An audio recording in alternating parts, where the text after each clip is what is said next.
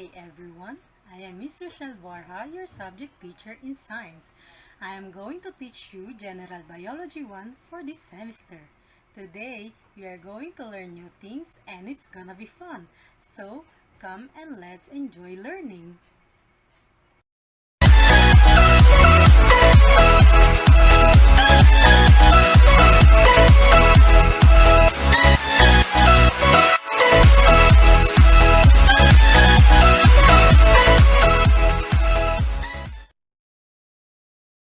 Hello everyone! I'm here again to discuss another fun and exciting lesson in General Biology 1, the cell modification. And for today's lesson objectives, first, describe some cell modification that lead to adaptation to carry out a specialized function. Next, give examples of different types of cell tissue and understand the importance of knowing the modification of different types of cells. The human body consists of 4 types of tissue: epithelial, connective, muscular, and nervous. Epithelial tissue covers the body, line all cavities, and composes the glands. Epithelial tissue is composed of cells laid out in sheets with strong cell-to-cell attachments. These protein connections hold the cell together to form a tightly connected layer that is avascular but innervated in nature. The epithelial cells are nourished by substances diffusing from blood vessels in the underlying connective tissue. One side of epithelial cell is oriented toward the surface of the tissue, body cavity, or external environment, and the other surface is joined to a basement membrane. The basement layer is non-cellular in nature and helps to cement the epithelial tissue to the underlying structures. There are different functions of the epithelium. Epithelial tissue forms boundaries between different environments, and nearly all substances must pass through the epithelium. In its role as an interface tissue, epithelium accomplishes many functions including protection for underlying tissues from radiation, desiccation, toxins, and physical trauma. Absorption of body substances in the digestive tract lining with distinct modification. Next, regulation and excretion of chemicals between the underlying tissues and the body cavity. The secretion of hormones into the blood vascular system, the secretion of sweat mucus, enzymes, and other products that are delivered by the ducts from the glandular epithelium, and the detection of sensation. Types of epithelial tissue. Epithelial cells are classified in 2 ways. First, they can be classified depending on how many layers of cells are present, and second, by shape. Simple versus stratified. Simple epithelia are defined as epithelia which are one cell layer. Stratified epithelia consist of multiple layers of cells. Epithelial cells are also classified by their shape. Squamous may be simple or stratified. Cuboidal may be simple or stratified. Columnar may be simple or stratified. Pseudostratified, they are always simple, and transitional, always stratified. There are 8 basic types of epithelia. 6 of them are identified based on both the number of cells and their shape. 2 of them are named by the type of cell found in them. Epithelial tissue is classified based on the numbers of cells, the shape of those cells, and the types of those cells. Simple epithelium. The cell in simple squamous epithelium have the appearance of thin scales. The nuclei of squamous cells tend to appear flat, horizontal, and elliptical, mirroring the form of the cell. In simple cuboidal epithelium, the nucleus of the box-like cells appears round and is generally located near the center of the cell. These epithelia are involved in the secretion and absorption of molecules requiring active transport. Simple cuboidal epithelia are observed in the lining of the kidney, tubules, and in the ducts of glands. In simple columnar epithelium, the nucleus of the tall column-like cells tend to be elongated and located in the basal end of the cells. Like the cuboidal epithelia, this epithelium is active in the absorption and secretion of molecules using active transport. Simple columnar epithelium forms a majority of the digestive tract and some parts of the female reproductive tract. Ciliated columnar epithelium is composed of simple columnar epithelial cells with cilia on their apical surfaces. These epithelial cells are found in the lining of the fallopian tubes where they assist in the passage of the eggs, and parts of the respiratory system where the beating of the cilia helps remove particulate matter. Let us now proceed to stratified epithelium. First, stratified squamous epithelium provides protection against mechanical stress, chemical abrasions, and radiation. The keratinized epithelium present on the surface of the skin blocks out the harmful radiation and prevents the exposure of internal tissues and organs to the radiation. Next is stratified cuboidal. Stratified cuboidal epithelium is a rare type of epithelial tissue composed of cuboidal-shaped cells arranged in multiple layers. They protect areas such as ducts of sweat glands, mammary glands, and salivary glands. We also have another type. The stratified columnar epithelium is a type of stratified epithelium in which the topmost layer is made up of columnar epithelial cells. Examples are those found in the conjunctiva of the eye, lobar ducts, certain parts of the male urethra, vas deferens, the uterus, anus, and the pharynx. Another type is pseudostratified columnar epithelium. It is a type of epithelium that appears to be stratified but instead consists of a single layer of irregularly shaped and differently sized columnar cells. In pseudostratified epithelium, nuclei of neighboring cells appear at different levels rather than clustered in the basal end. We also have another one, the transitional epithelium. It is a type of stratified epithelium.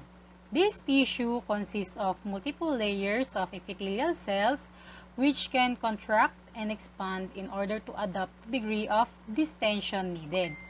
Transitional epithelium lines the organs of the urinary system and is known here as urothelium. Connective tissue. Connective tissue is incredibly diverse and distributes to energy storage, the protection of organs, and the body's structural integrity. Connective tissue is one of the four main classes of tissues. Although it is the most abundant and widely distributed of the primary tissues, the amount of connective tissue in a particular organ varies. Like to the timber framing of a house, the connective tissue provides structure and support throughout the body. There are certain functions of connective tissues. The major functions of connective tissues includes binding and supporting, protecting, insulating, storing reserve fuel, transporting substances within the body. Types of connective tissue. Connective tissue encompass a diverse array of tissue types that are involved in binding and supporting body structure and tissues. Connective tissue is divided into four main categories. We have the connective proper, cartilage, bone, and blood. Connective tissue proper has two subclasses, loose and dense. Loose connective tissue is divided into three categories. First, areolar, adipose, and reticular. Dense connective tissue is also divided into three categories. We have dense regular, dense irregular, and elastic. Areolar connective tissue. These tissues are widely distributed and serve as a universal packing material between other tissues. The function of the areolar connective tissue include the support and binding of the other tissues. It also helps in defending against infection. When a body region is inflamed, the areolar tissue in the area soaks up the excess fluid as a sponge, and the affected area swells, becomes puffy, a condition called edema. Adipose tissue or body fat. Loose connective tissue is composed of adipocytes. It is technically composed of roughly only 80% fat. Its main role is to store energy in the form of lipids, although it also cushions and insulates the body. Reticular connective tissue. This tissue resembles areolar connective tissue, but the only fiber in its matrix are the reticular fibers, which form a delicate network. The reticular tissue is limited to certain sites in the body, such as in internal frameworks that can support lymph nodes, spleen, and bone marrow. Next, dense regular connective tissue. This consists of closely packed bundles of collagen fibers running in the same direction. These collagen fibers are slightly wavy and can stretch a little bit.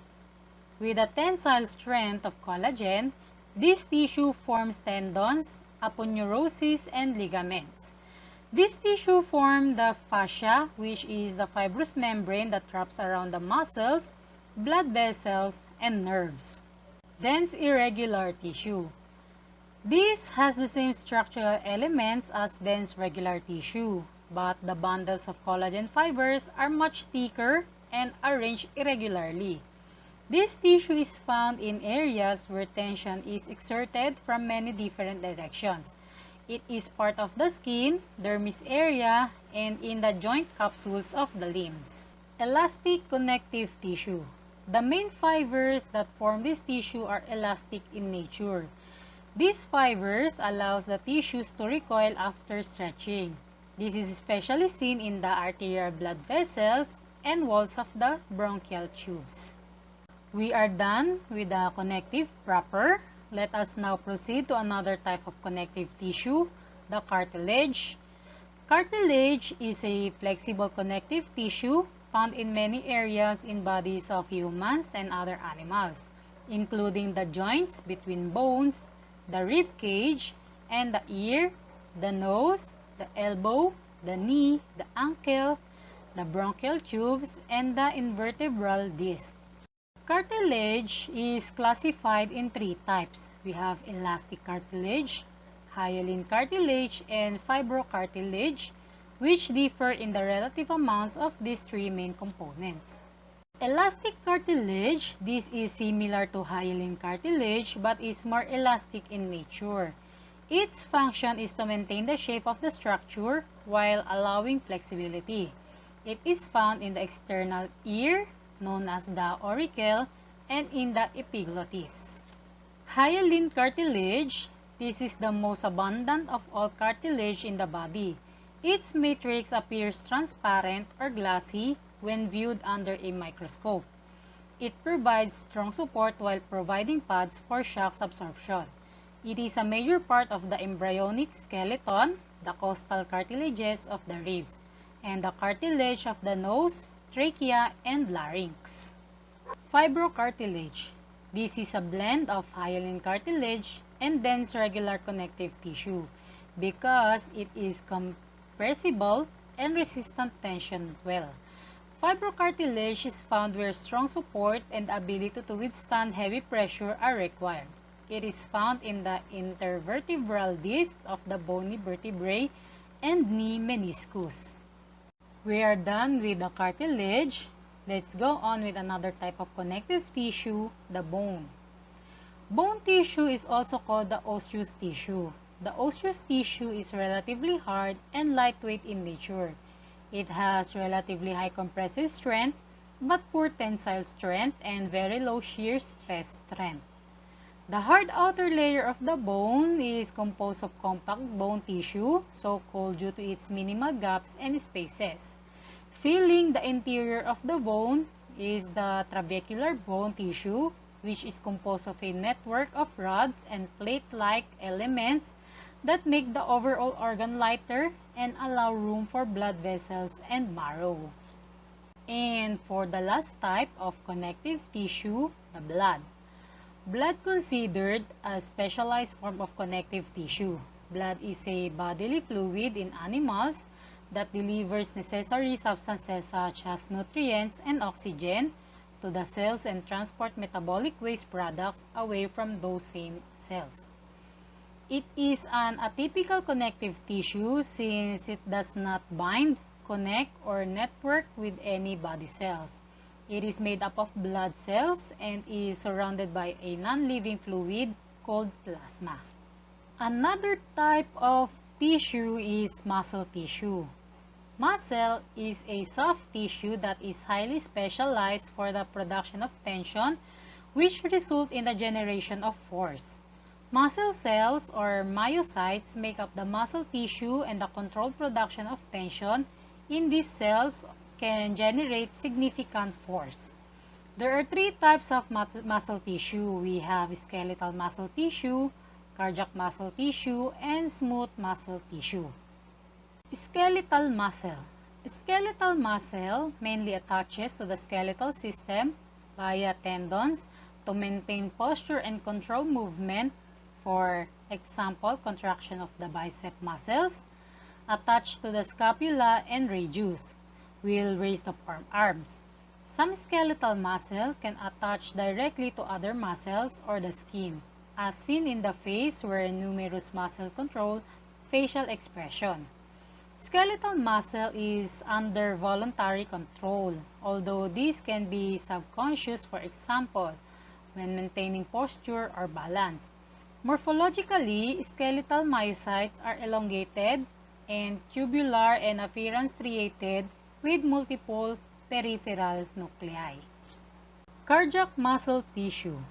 Cardiac muscle tissue is found only in the heart, where cardiac contraction pumps blood throughout the body and maintains blood pressure.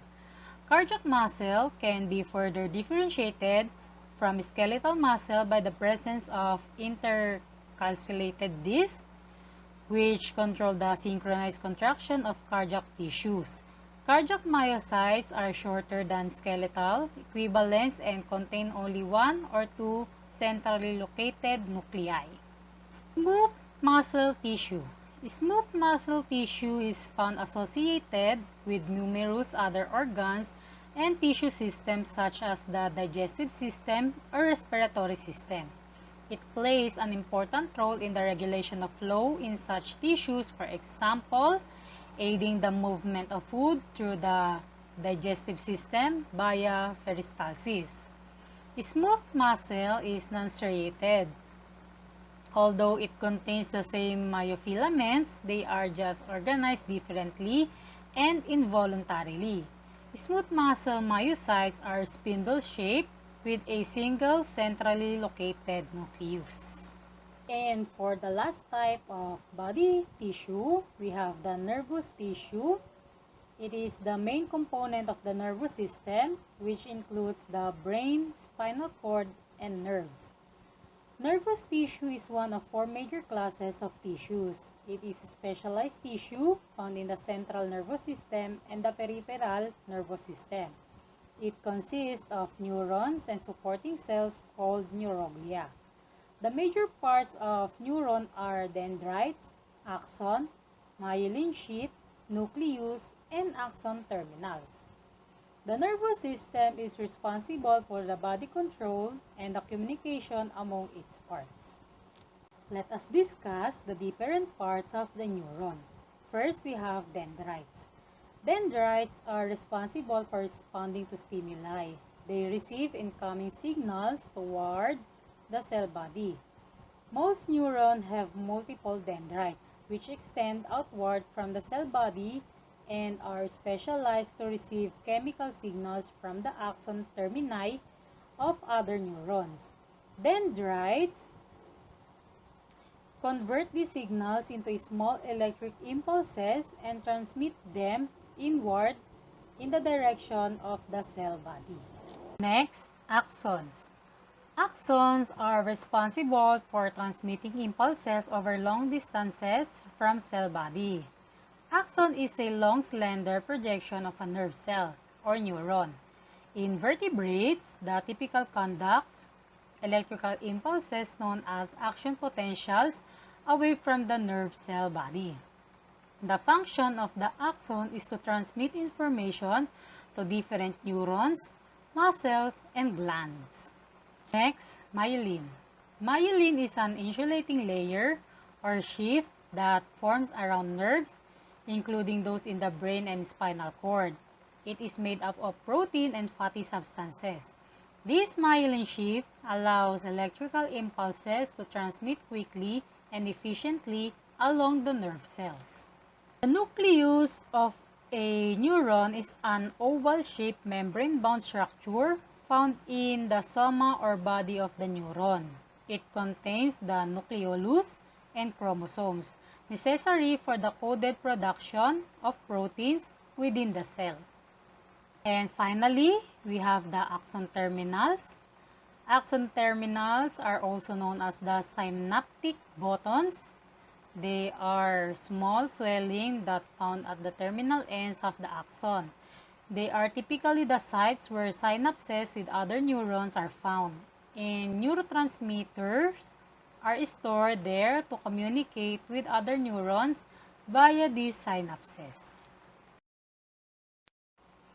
And that ends our lesson number 5, the cell modification. I hope you learned a lot from this video. And thank you for watching. Bye!